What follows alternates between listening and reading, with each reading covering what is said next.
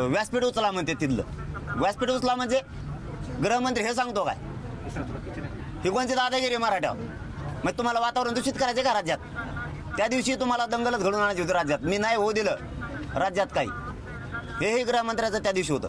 आजही पुन्हा तेच आम्हाला इकडं काढून दिलं उपचार घ्यायला. आणि मी इथं मजेशीर 7 उपचार घेत बसू. समाज संकटात असताना, समाज संकटात मी उपचार घेऊ. ज्यावेळेस उपोषण सोडवलं त्यावेळेस तुम्हाला पोलीस अधिकाऱ्यांनी काय सांगितलं होतं आणि आता काय बोलणं झालं का त्यांच्याशी? काहीच नाही. तिथं काय कापाकापी झाली का संचारबंदी लावायला? घेतलंय का काही? कशामुळे संचारबंदी लावली? काय कारण आहे संचारबंदी लावायची? जर लावली तर ठीक आहे, काय हरकत नाही. तुमचा आदर केला आम्ही संचारबंदीचा. 5च लोक तिथं होते. तुम्ही मंडप काढा म्हणजे काय?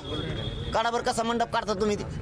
वारे गृहमंत्री आणि हे मराठीचे नेते साथ देणार त्यांना लोकशाही मार्गाने. कोर्टाने सुद्धा मान्य, कोर्टाने सुद्धा सांगितलंय, हायकोर्टानं, लोकशाहीचा अधिकार कोणी, त्यांचा मूलभूत हक्क आहे, वैयक्तिक अधिकार आहे, कोणी हिसकावून नाही घेऊ शकत. तरी तुम्ही काढून टाकणार?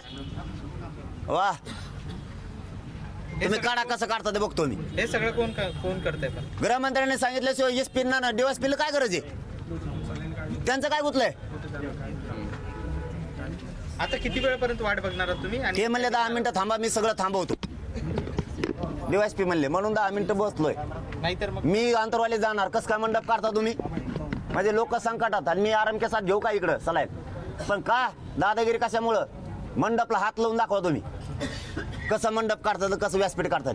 जेलमध्ये आयुष्यभर सडून तुला अटक करायची, अटक कर. चल, असले नाटकं नाही करायची अजिबात.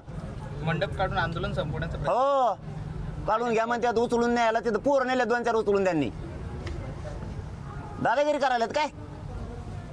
तुम्ही मराठ्यांना म्हणजे संपवायला निघालात? याला जातीवाद नाही तर काय म्हणतात मग? तुम्हाला बोलल्यावर लई शब्द लागतात ना. कारभार निभावं लागतो. पहिले जर उपोषणला बसले ना तर राजाला दया येत होते. असा राजा नसतो. राजा असे लोकशाही मार्गाने आमरण उपोषण करणारे उपटून फेकीत नसतात. तुम्ही कसं काय उपटून फेकतात बघतो मी पण. ABP माझा, उघडा डोळे बघा नीट.